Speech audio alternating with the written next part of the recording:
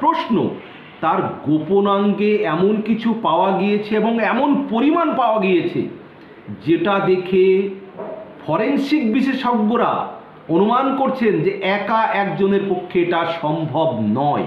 তাহলে এই ঘটনায় কেন সিবিআই তদন্ত করবে না? কারণ সিবিআই তদন্ত এই জন্য বলছি যে রাজ্য পুলিশ প্রথমেই যে ঘটনাকে গিয়ে আত্মহত্যা বলে চালানোর চেষ্টা করেছে, সেই পুলিশের উপরে কি করে ভরসা রাখবে জুনিয়র ডাক্তাররা?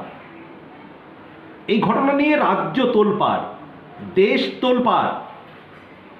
রাজ্যের বিভিন্ন হসপিটালের ডাক্তার, নার্স, বিশেষ করে জুনিয়র ডাক্তাররা তার আন্দোলনে নেমেছে। আরজি করের ডাক্তাররা কর্মবিরতিতে নেমেছে। রাজ্যের বিভিন্ন জায়গার ডাক্তাররা কর্মবিরতিতে নেমেছে।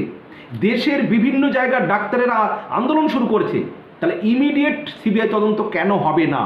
মুখ্যমন্ত্রী বলছেন যে রবিবার পর্যন্ত পুলিশ যদি এই